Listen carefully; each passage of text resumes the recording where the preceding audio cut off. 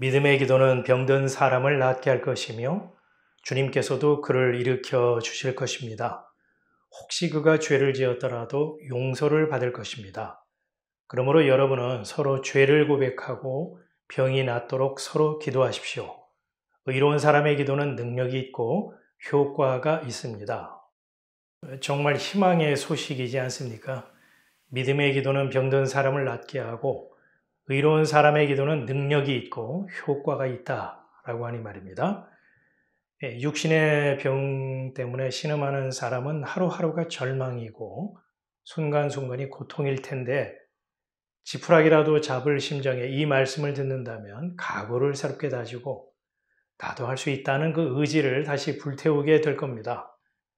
나라고 못하겠는가? 의심치 말고 믿음으로 기도하자. 그래서 내 건강 회복하고 병든 가족과 교인들도 함께 낫게 해야겠다. 이런 다짐이 마음을 부추겨 금식도 하게 되고요. 회개한다고 밤을 새워 기도에 매달리게 되는 것이죠. 기독교인이라면 누구나 한 번쯤 이런 경험이 있을 것입니다.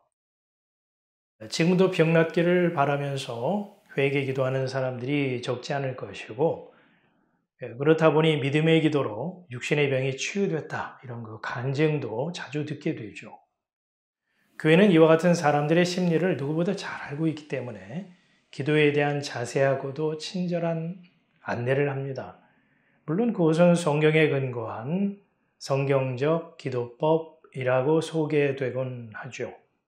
가장 많이 강조되는 것은 철저한 회개 기도일 겁니다. 알고 지은 죄는 물론이고 은밀한 죄까지 고백해야 한다 이렇게 가르치죠. 심지어 모르고 지은 죄까지 회개해야 한다고 합니다. 우리가 의식하지 못한 채 지은 죄를 어떻게 떠올려서 회개하겠느냐는 생각이 들지만 좌우간 죄라면 무엇이든 남김없이 철저히 처분할 것을 요구합니다. 고해성사라는 행위도 이런 발상에서 비롯된 종교적 절차가 아닐까요? 고해자는 자신이 지은 죄를 찾아내고 진정으로 뉘우치며 다시는 같은 죄를 짓지 않기로 결심한 뒤에 고백 기도와 통회 기도를 드리는 그런 절차를 밟게 됩니다. 그리고 서로 죄를 고백하고 서로 기도하라는 이 말씀에 따라서 두 사람 이상이 서로 합심해서 기도할 것을 권유하기도 하죠. 개인 기도보다는 서로 기도할 때, 함께 기도할 때 사적인 감정에 휘말리는 것을 줄이고 기도에 더 큰 힘이 실려서 응답도 빠르다 이렇게 가르칩니다. 기도만이 살 길이다. 기도가 해답이고 해법이다.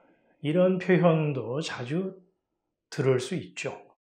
그렇다 보니까 이 본문을 읽거나 또는 이 본문과 관련해서 설교를 들으면서 그 이상의 다른 이해를 갖는다고 하는 것은 참 기대하기 어렵습니다.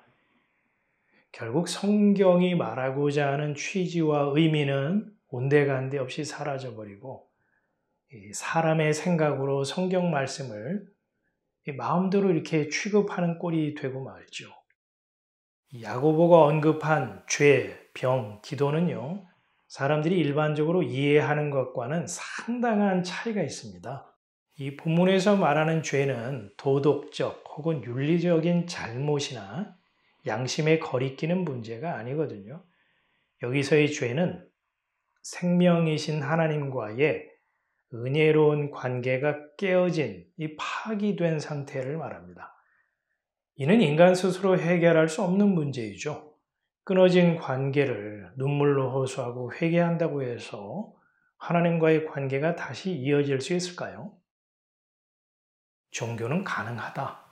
사람하기 나름이다. 이렇게 가르치지만 성경은 아니다. 이렇게 단호히 선을 긋습니다. 너희 죄를 서로 고하라는 말은 어떤 의미일까요? 분명 모든 죄를 상대방에게 숨김없이 솔직하게 털어놓으라는 주문은 아닐 것입니다. 인간의 힘으로 해결할 수 없는 죄, 그 비참한 인생을 위해서 흘린 예수 그리스도의 피, 그 은혜가 얼마나 값지고 귀한지를 예수 안에 있는 형제 자매들끼리 되새기라는 그런 취지의 말씀이지 않을까요? 이처럼 죄가 무엇인지 바르게 이해하면 야고보가 말하는 병의 의미도 쉽게 파악할 수가 있습니다. 이 병은 육신의 질병이나 통증이 아닌 거죠. 단지 그 번역하는 과정에서 적절한 번역어가 없어서 이 병으로 표기를 했지만요. 이는 하나님과 단절된 인생의 고통스러운 처지를 상징합니다. 생명에서 떨어져 나간 인간은 이마에 땀이 흐르도록 수고하며 살아가야 하는 운명에 놓이게 되었죠. 삶 자체가 괴롭고요. 근심과 무거운 짐을 지고 살아가는 인생이죠. 율법이라는 종교의 짐까지 더해진다면 삶의 무게는 더 클 수밖에 없습니다. 그렇다면 서로 기도하라는 말씀을 어떻게 이해해야 할까요? 기도의 자세나 열정을 말하는 것일까요? 아니겠죠? 삶의 무게와 율법에 눌려 신음하는 병든 자와 같은 형제에게 예수 그리스도의 은혜를 함께 나누며 그가 하나님을 아버지라 부르는 자녀임을 상기시켜 주는 것이 서로 기도하라는 말씀의 뜻입니다.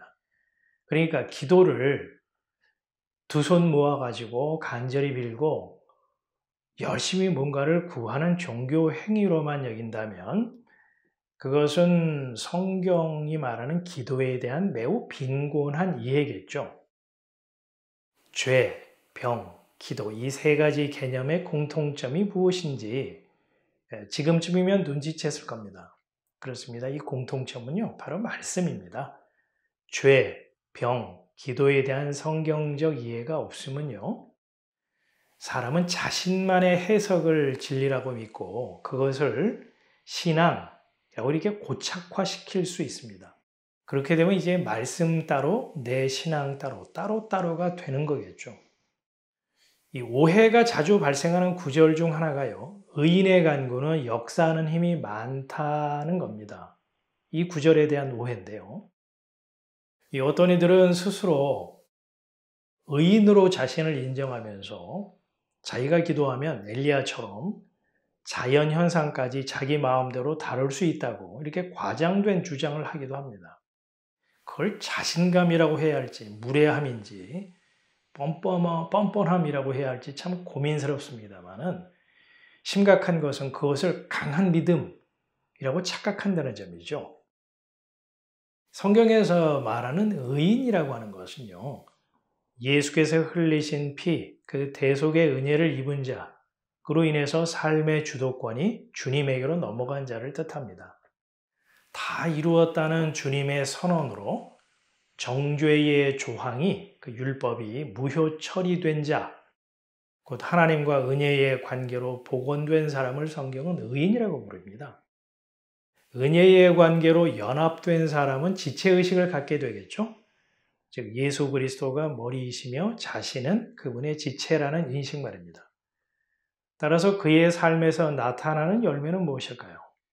자기 자신의 존재감일까요? 자기의 그 열심일까요? 말씀이신 그리스도, 그 은혜의 말씀이 드러나는 삶이지 않을까요? 이러한 관계 속에 있는 의인의 기도는 능력이 있다. 야고보는 그렇게 말하고 있죠. 자, 그럼 어떤 능력일까요? 하늘 보좌까지도 내 기도로 움직이는 그런 능력일까요? 자연 현상을 좌지우지하는 기적의 능력일까요? 율법의 굴레가 아닌 주님의 은혜 아래 살아가는 하나님의 자녀된 자의 권세, 곧 말씀의 능력을 의미합니다. 너희 죄를 서로 고하며 병 낫기를 위하여 서로 기도하라. 의인의 간구는 역사하는 힘이 많으니라. 이 말씀의 진정한 뜻은 알지 못한 채 그저 문자대로 실천하려는 사람이 교회 공동체 안에 있다면 바로 그를 위해서 기도해야 할 것입니다. 왜냐고요? 자기의 행위로 무엇인가를 이루려는 그 사람은 다름 아닌 야고보가 말한 병든 사람, 즉 여전히 율법의 굴레에 묶여서 죄의 종노릇을 하고 있는 사람이기 때문이죠. 거듭 말하지만 야고보는요, 문자적 실천을 강요하고 있는 것이 아닙니다. 예수 그리스도의 대속의 은혜를 입은 자는 주 안에서 형제들이기 때문에 이 말을 알아들을 수 있으리라 확신하고 있는 것이죠. 마지막으로 좀 덧붙이고 싶은 것은요, 이 교회나 선교단체에서 특별 집회를 할 때 너희 죄를 서로 고하라는 말씀을 인용해서 개인의 은밀한 죄를 고백하라고 권유할 수 있죠. 그러나 그것은 조심해야 합니다. 여러분만 알고 있는 은밀한 죄는 웬만하면요, 타인과 공유하지 않는 것이 좋습니다. 아무리 신실한 신자, 성직자, 지도자라고 하더라도요, 다른 사람의 비밀을 완벽히 간직하고 마음으로 품어주는 사람은 결코 쉽지 않기 때문입니다. 입 밖에 내는 순간 그 말은 돌고 돌아서 결국 자신에게 상처로 돌아오게 되는 일이 얼마나 많습니까?